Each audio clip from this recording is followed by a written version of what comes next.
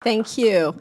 I am so excited to be following upon Jim and Ann because it was just a great setup for this conversation about understanding a blueprint process. In Ann's talk, she talked about making sure that you kind of have those ends in mind first, the results and the milestones, and how do you get there, and how you get there is so important, but having that end in mind. And in Jim's talk, he talked about how it takes resilience, but you have to have that end game in mind. And as somebody said, well, how do you know if you have the ladder up against the right wall? So a lot of what I want you to understand about a process that we call the blueprint process is about making sure that you have that proactive result in mind at the end. That's the primary objective of what I want to talk about. So what we're going to be doing today is just giving you a basic understanding of our blueprint process and how it begins and how important it is that it begins in a certain way and ends in a certain way. And there's applications for this for individuals, and I've done that with some of you in the room, and there's also applications for using a blueprint process in business planning, and I've done that with some of you in the room. So Lori's role in the Fenton Chamber is what we're going to just be using as kind of an example of this. Lori, did you want to comment on that first part? Yeah, so we brought Judy in to help us with an issue with the Fenton Chamber, and we had an issue that was kind of brought up in a vacuum, and a portion of our board was concerned with our scholarship fund. But the problem we had was we didn't quite know how to assess the situation because we didn't really have an overall strategic plan and direction to know how to prioritize and address it. So we brought Judy in to help us set up the blueprint process to accomplish that. Thank you. So one of the things I thought of adding to this presentation just yesterday, and I just stuck in this picture of these marshmallows, is some of you may have heard of this study that was done with 3- and 4-year-olds where they took kids and they put them in a room and they put a marshmallow in front of them and they said, if you want, you can eat this marshmallow right away, but if you wait until I come back into the room, you can have 2 marshmallows. And then they saw how long they could hold out and in which kids held out the longest. And then they tracked them for 30 years and they found that the ones that could hold out for the 2 marshmallows tended to be in, high-level positions in their companies and very successful, as opposed to people that kind of gobbled up the marshmallow as quick as possible. So part of it is, how do we stay intrinsically motivated and resilient around a longer-term vision that we have? So that's what I want you to think about. So I'm not going to go over these. You guys can read them, but this has been a set of statistics that have been used here before. And just to really point out that we don't spend time focusing on the end game, the end result that we want in general.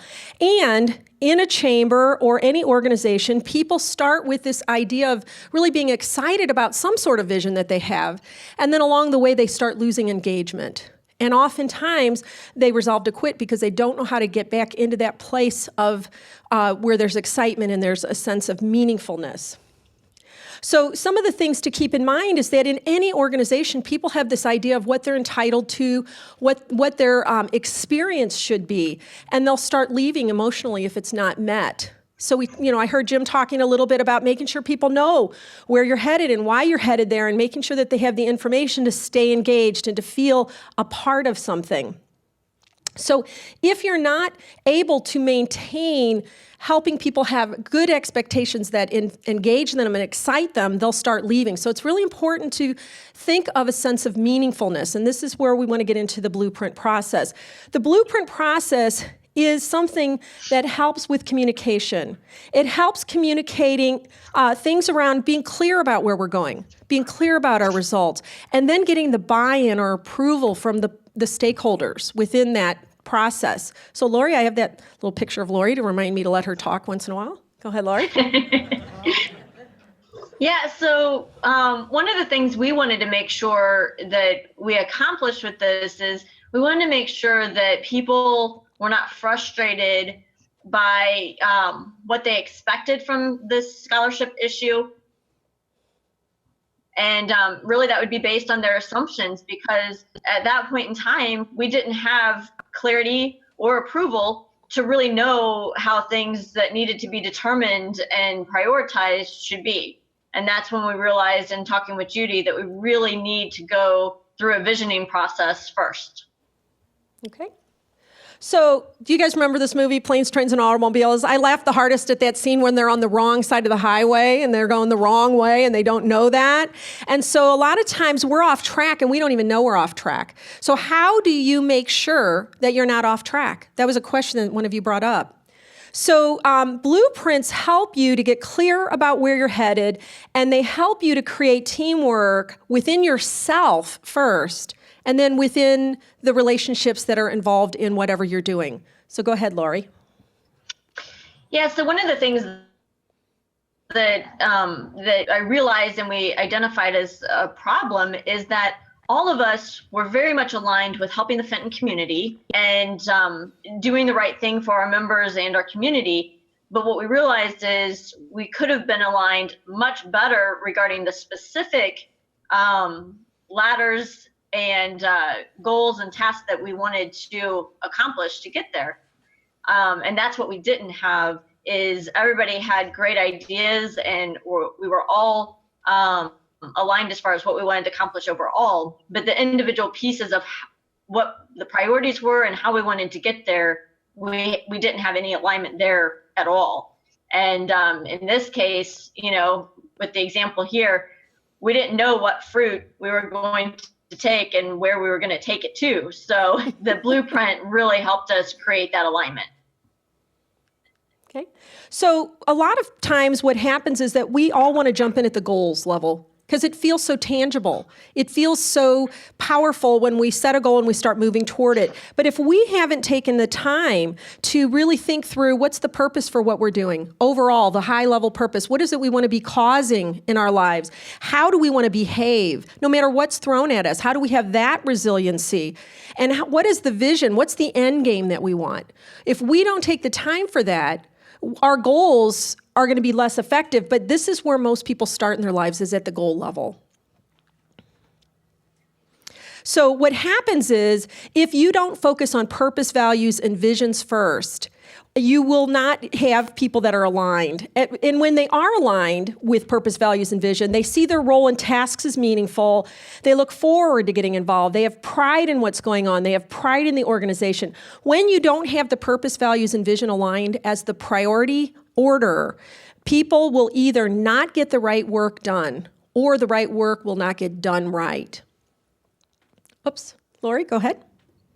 Yeah, so one of the things we realized when we identified that we didn't really have that overall alignment and vision, we found that because of that, we weren't necessarily confident that we were doing the right work. We had lots of great ideas and we would kind of, you know, just pick and choose as we went along, but we really had no overall direction to really guide us and to have that alignment.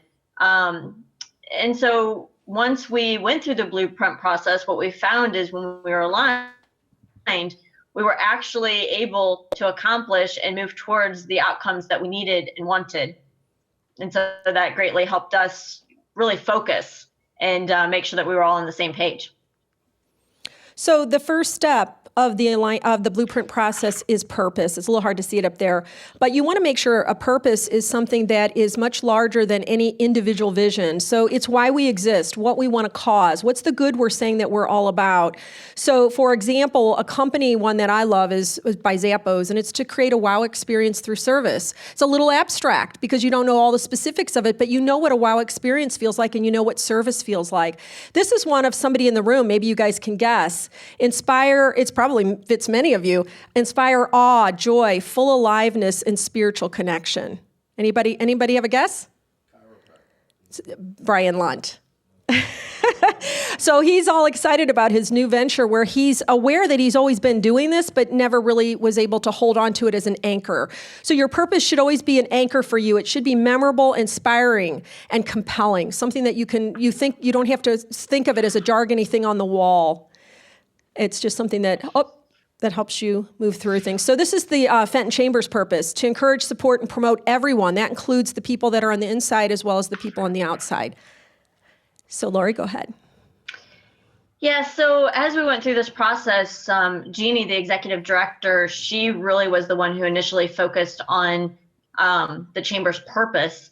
And we really thought that the values and how that purpose put together was just so encompassing of everything we wanted to do. And with this, we were able to take the purpose and drive further down into the actual core values and the next steps of the blueprint process. Yes. Which leads me into this. Oops, not that. Is values next.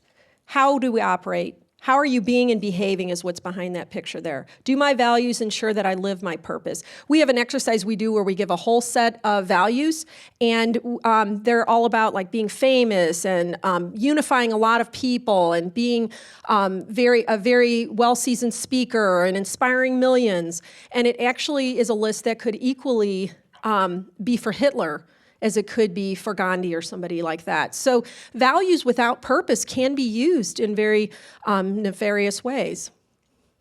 So these are the Fenton Chamber core values. And so Lori kind of talked a little bit about that. I kind of jumped her ahead a little bit about this. And one of them, I think, Lori, that you said that you felt was particularly helpful. Yeah, the one that we, they were all just so important, but finding out how people want to contribute was really enlightening. By putting that as one of our core values, what we have found is when we find out how people want to contribute, we typically get people who are, one, aligned with what we're trying to accomplish, and two, they really take ownership with what they have stepped up to do. So by finding out how people want to contribute really impacted the support that we got from our members. So I just want to mention that these are values that we include in all blueprints, because if you don't have trust as a foundation between people, then you won't be able to accomplish a whole lot of things because you already have disruptions in relationships. The next step, which is step 3, is the visions. And this is a really important one that people tend to also rush over. The visions are, how do I want to express that purpose right now? And so for the chamber, it was things like they had a vision that was our staff is supported to be our best. Because remember, their purpose is encouraging, supporting, and promoting. We give excellent service to our members. And then we're looking at our vision for the whole unified region. And so, Lori, this one is probably the one that, if you guys could look at your handout on your table that says Fenton Chamber, it's two-sided. I think they might just be sitting in the middle of the tables. You might have to disperse them. Lori, if you want to go ahead on that. Oh, wait a minute. Sure. Let me just finish this. I forgot. When you go through a vision, you describe why that vision matters to your purpose. And you describe what are the results of that vision and what are the feelings you have if that vision was fulfilled. So that's the end game. So go ahead, Lori. Yeah. So I have to say, this part here was probably the most fun and the most enlightening of the entire process. And the reason for that is you can see on your handout that each section on page 1 is a separate vision. It repeats the purpose at the very top so that we're always very aware of what that is. And then as you go through it, we have put why that vision statement's important and the results that we will achieve by having that vision. So these are the things that we want to have results of. And you can see there's a ton of them. So what we did was we took all of these and listed them out, and we went through a process to narrow them down and kind of vote. Each board member went and voted on each result that they felt was most important. And the reason I said this was the most fun and the most enlightening is I think in a lot of cases, you find that people make assumptions as to what others feel is important.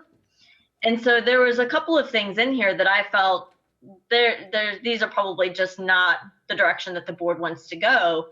And in the end, when we narrowed it down, we found that they truly were high importance and got, some of the top votes of anything. And there were items that myself, I had thought that wasn't something that the chamber really wanted to move towards. So it was very enlightening to show you should never make assumptions, and going through this process really allows everyone to share their thoughts and to come to an agreement as to where those top priorities should be.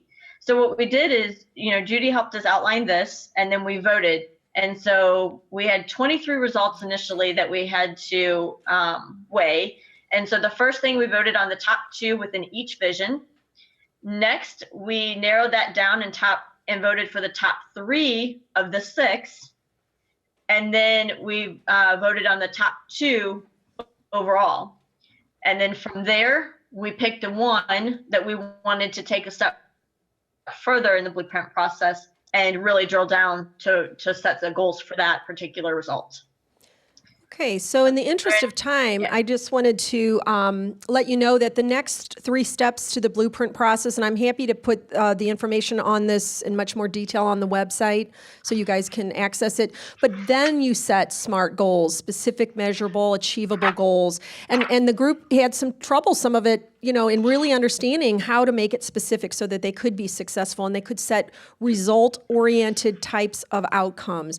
And then you set your procedures for how you're going to fulfill all of those goals, and then you identify people you can delegate that to. And what often happens is by the end of that process, you see how many procedures are needed and how many goals are needed, and you're able to say, I can't do all of this, but now I can communicate effectively to other people how to pick up that responsibility and know how to succeed in it because you've identified all your procedures. So we're not going to focus on those last 3. My intent was really for you to understand that even though the purpose, values, and visions feel more abstract, they're absolutely essential to your long-term intrinsic motivation so that you hang in there for the 2 marshmallows, not run for the quick and down and dirty. So does anybody have any quick questions? Do we have time for questions? Okay. Did you use the technique of multi-voting to narrow down to make a decision? Yes, we did. We did multiple levels. They first voted on 2 within each of the vision areas.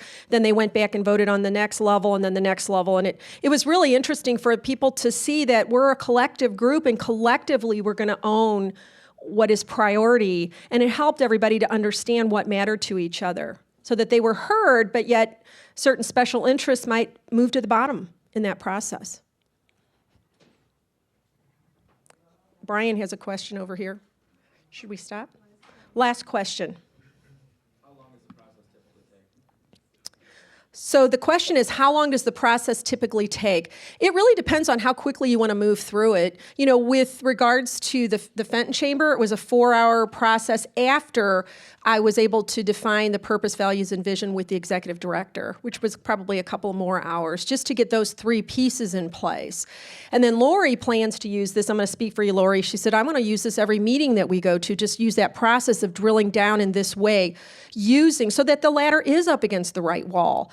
With individuals, if they're motivated to keep moving through, defining all of their goals and all of that, that can be a fairly quick process, but you have to make it a priority to set that blueprint up. I think that's it. Thank you so much for your attention.